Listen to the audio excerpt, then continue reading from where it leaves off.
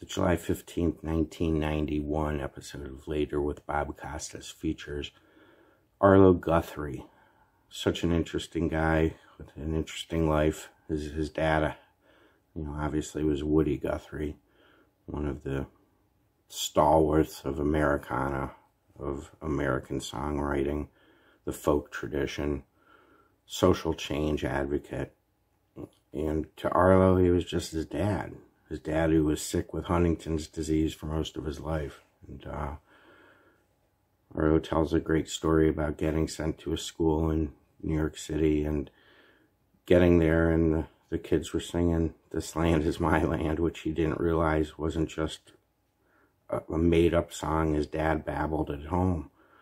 So Arlo, as a young kid, did not understand who his father was. Seems way more in tune with his mother Marjorie, who was a dancer and was Jewish. And Arlo talks about his Bar Mitzvah that ended up just being a folk hootenany, and all the kids walking around going, "When's the Bar Mitzvah stuff?" And kind of funny that the kids were more in tune with tradition than the old man. That being said, why would Woody Guthrie be in tune with tradition?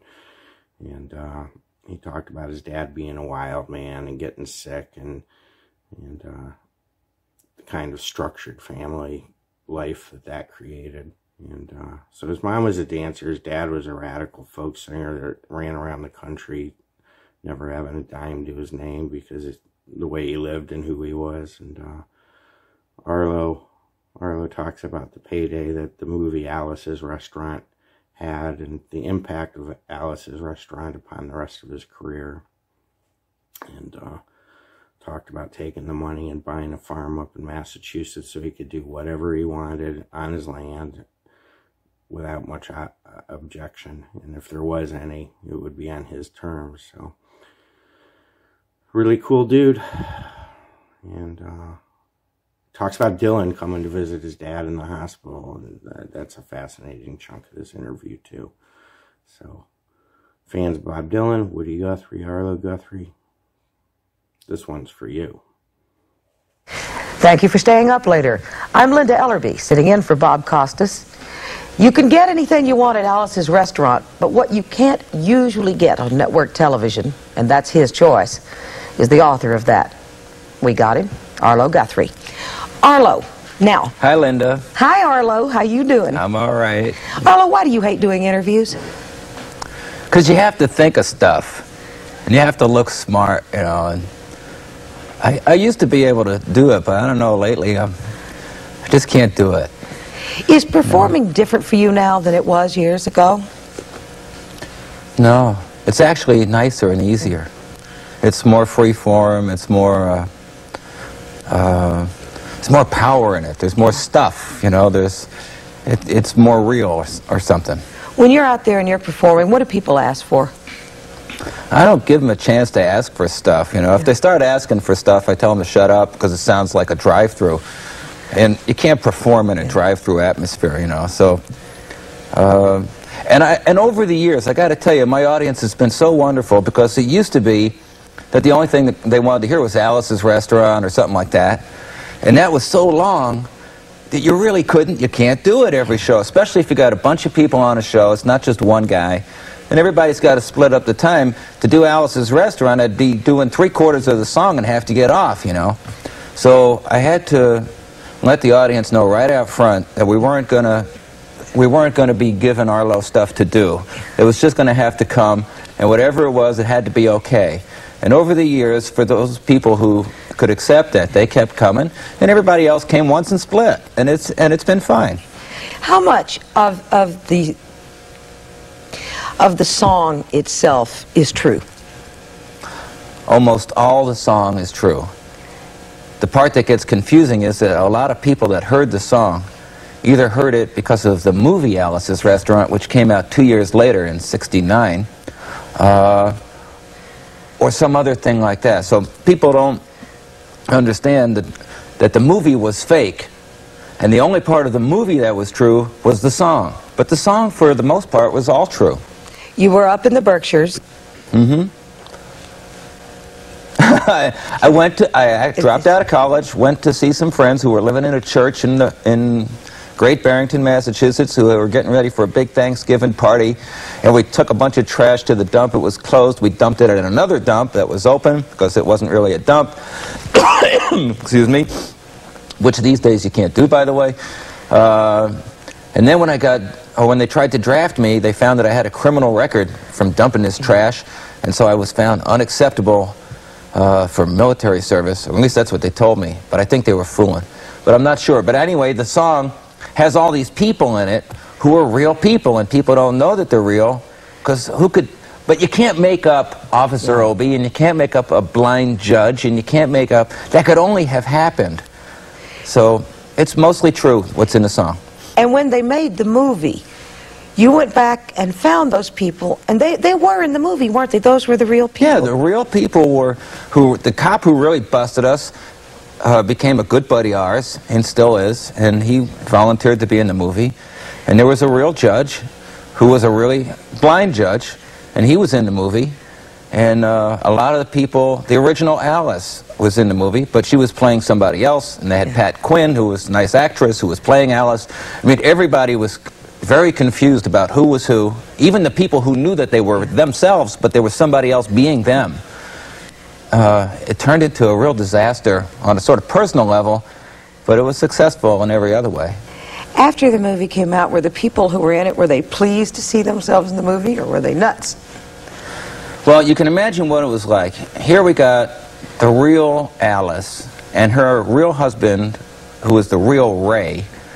And this is a song and a story that takes place mostly in their house, kind of like. And but then there's the fake actress Alice and the fake actor Ray, and my relation is happening with these fake people based on what it was supposed to be with the real people, but it wasn't. This was a script, and so it kind of insinuates that I got something going on with Alice, or she's got something going on with this guy, and he's got something going with that girl, and none of which was true. It was just all fiction for a movie. But everybody in town says, aha, I knew Alice was doing something, I knew that guy was... And all of a sudden, there was such pressure on the relationships and on marriages that most of them actually broke up, and people ended up going through a rough time for a few years because of how the world perceived their lives.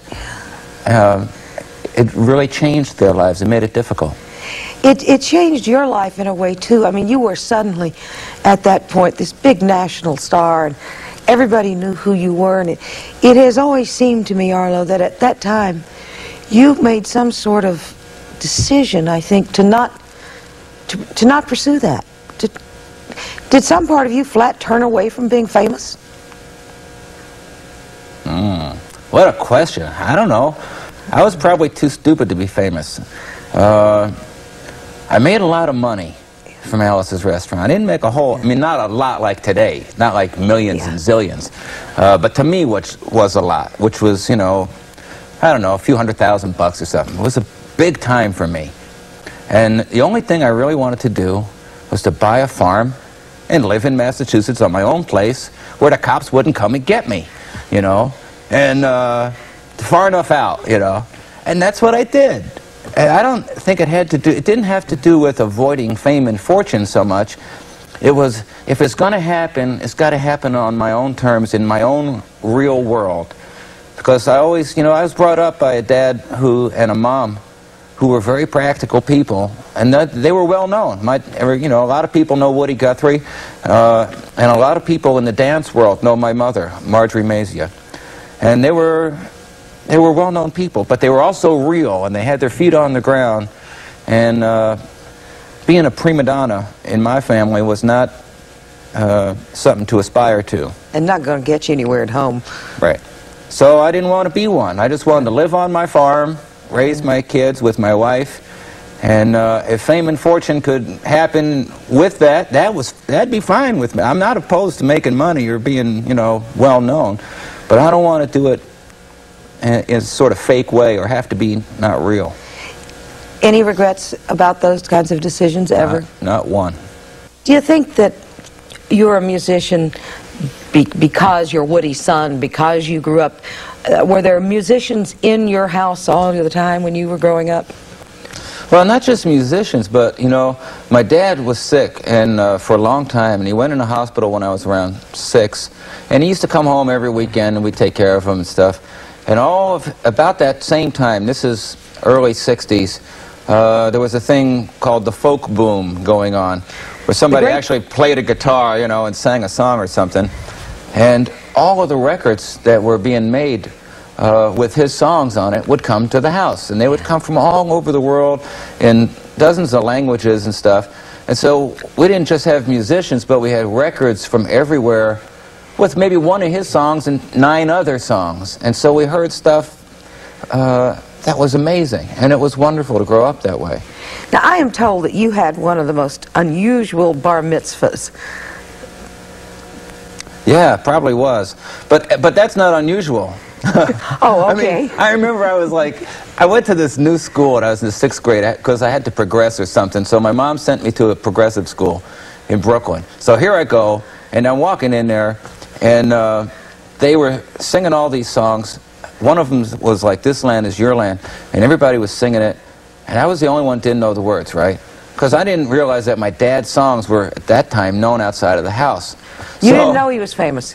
Well, I knew he was sort of famous, but I didn't know what famous was. You know, when you're a kid, you don't think about it. Famous meant that there were records coming to the house. Famous meant there were people showing up. I never went to concerts, so I didn't know nothing about famous. So anyway, I had to learn his songs, and I did learn them. And there were other people all around singing these songs. I mean, I really didn't understand what was going on, but I knew that I loved it. I knew I loved that whole world. There was something exciting about it, and I just wanted to, and I used to sneak in bars when I was a kid, and because I was Woody's kid, I was allowed to sneak into these bars. I won't tell you which ones, but it was the one claim to fame that I really used when I was a kid was being Woody's kid, especially when it came to, not to become famous. I wasn't singing in those days. I just wanted to go hear people. And there were people that were only playing in, you know, little slimy little joints, you know, that you had to know somebody to get in. And I would try and get in. The bar mitzvah. Did I avoid that yet? No, obviously not. Well, so here, what are they going to do with this Jewish kid? I mean, Jewish on my mother's side. My dad, no one knew what he was. He was from Oklahoma, and that was enough. They didn't want to know from that, you know. So, what are you gonna? How are you gonna have a bar mitzvah for this? They didn't know what I was, and like I tell you, I was this kid. It was kind of mixed up anyway. So they decided to rent a loft downtown and bring lots of folk singers and call it a bar mitzvah. That was the big compromise that everybody made was, well, we can't leave out this and we can't leave out that. So they all everyone avoided me. No one, my dad had been in the hospital now for years. He comes out, everybody's hanging around with him. I don't think anybody said anything to me. I was just walking around with the other kids going, when do we do something? Did you play music with your dad at all? Very little out in the backyard.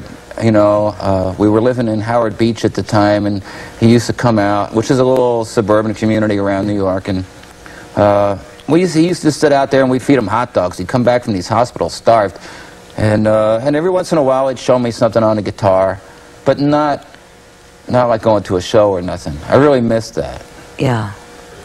What kind of relationship did you have with him? Well, the kind I'm talking about. My dad was aside from being in a hospital, he was also a wild man. Yeah. I mean, long before he got sick, he was a wild man, and a very intelligent wild man. So that he really got his way. He really did whatever he wanted to do. He couldn't keep any money, couldn't keep possessions. He was giving everything away or spending it, and most of the stories that I know about him come third party. They come from people who hung out with him. Mm-hmm. So that's how I mostly know my dad. By the time I was old enough to ask questions, he was sick enough so he couldn't answer them. And he died of Huntington's disease. And I suppose I ought to ask you this, because it is a terribly hereditary disease. You don't know whether you have it. You've not, is that correct? Well, I know I'm not sick. Yeah. I mean, that I know. You don't look sick. I mean, I could be. I mean, a little weird maybe, but you don't look sick. How do you know? See, this was the problem with my dad. He was nuts to begin with. How do you know if that's a part of it? Could be sick, or he could be naturally nuts, you know? And I think people you have to at some point say, look, I don't care what people think. I feel good about myself. I don't know if I'm sick or not. I mean, you know, there's all kinds of things that can happen to you in life. You get run over by a truck. You don't think about that. It just happens. And that's how I think of Huntington's disease and all these other things. Whatever's going to happen is going to happen, and you got to take each day and deal with it, you know. Was his music an influence on your music? Well, yeah. Or to what extent, I should say, because clearly there would be some influence. You know, it's not like different kinds of music. You know, my mom was playing Beethoven in one room, and we were playing Everly Brothers and people like that. Those were the guys I loved. I mean, I grew up going to a typical city school here in New York, went to PS 63, and the only things we listened to was the Everly Brothers, because that was the only... I mean, when I kissed my first girl, I wasn't listening to, you know, Pete Seeger or Woody Guthrie or something. Bob Dylan wasn't even around. I was listening to the Everly Brothers. That was there. Yeah, me too. I mean, I think we're the same age, because I learned kissing to the Everly Brothers myself. And I still love them, and they're still great. I mean, these guys are, and I'm happy they're still touring. And then, if I remember right, when you were 13, somebody knocked on your door looking for Woody? A very strange person with hair weirder than mine. And then, you're talking 1961 having hair weirder than mine. Now I could get away with this. You've got 20 years of weird people. This guy shows up with weird shoes, too. And he says, "Where is Woody?" You know, nobody could understand him. And so I'm not surprised that, like, what, 20 years later, on some kind of award show, nobody understood him either. So, I mean, Bob Dylan has remained consistent, if anything, over the years, you know. And he showed up looking for my dad. He found him. He used to hang out and go visit him in the hospitals in New Jersey. And the two of you became pretty good friends, you and Dylan, didn't you? When I was younger. Yeah. Yeah. Was he an influence in was his music?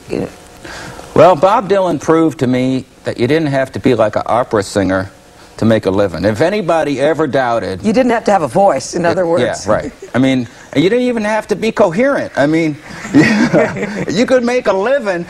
That's a wonderful thing about America, you know, is that what other country could, you know, there's nobody else. There's nowhere else. So he showed us that what was possible. And everybody, no one has, been more influential, not just writing the songs, but as a personality, as a single personality. There may be groups like the Beatles or Rolling Stones and stuff like that. They're all sort of up there in who formed the way we are. And he certainly is one of them. You wrote a piece for Rolling Stone on the 20th anniversary of Woodstock, and you, of course, were at Woodstock. And you said once, years ago... Did they print it? I don't know. How do you know about it? They did, because I read my research. Oh, I forgot about it. See, that's what we do in television. We're sneaky people. Oh, okay. Sneaky. I'll pay attention now. What?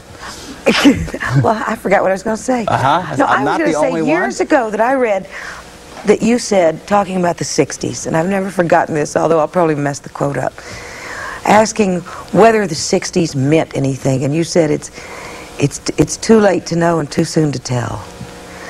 Is it still too late to know? Did I say that? Yeah, it sounds real good. If you didn't say it, I just That's go with it. Go with it. If you didn't say it, did it mean anything? That whole business. Are you asking me now? Yeah, like I'm asking you from now. A fresh start? Yeah, I'm asking you. I mean, it's 1991 now. People have to understand. I'll give you my true sort of feeling, because it's too early for an opinion, if anything. But I got a sneaking suspicion that the 60s aren't over. Oh. They're still going on in China, and they're still going on in Eastern Europe, and they're still going on in Central and South America, where people, young people, these are not older people trying to change the world from some kind of smarts they got or books they read. These are people who have just an instinct that it's time for liberty to be a real thing. And I don't mean to be real serious, but it is serious, because it was serious 20 years ago, and it was serious for us, and we made that possible. This country is far more tolerant about a lot of things than it was 25 years ago. And that's not due to people in the White House. It's almost in spite of them, or people in Congress, or church leaders, or other people like that.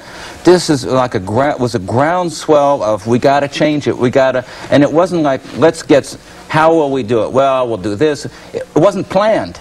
It just happened.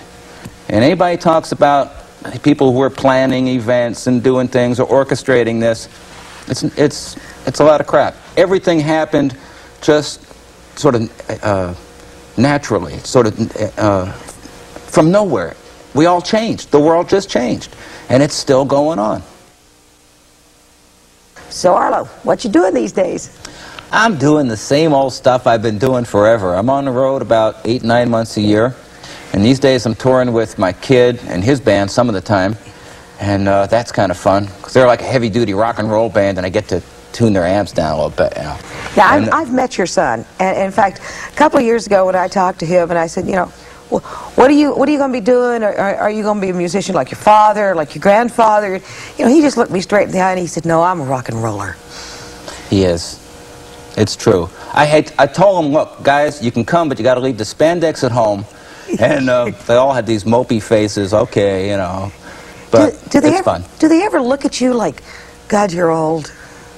No, which is nice, because I'm not. I mean, it's getting gray, I know, but I still feel like I'm having fun out there. And there are a lot of young people coming to the shows too, which is nice. Yeah. So, and it's not just the age, it's the spirit of the thing. And the spirit that's going on in the shows is wonderful. Arlo Guthrie, singer, writer, an all-around good human being for anybody's generation. Good night.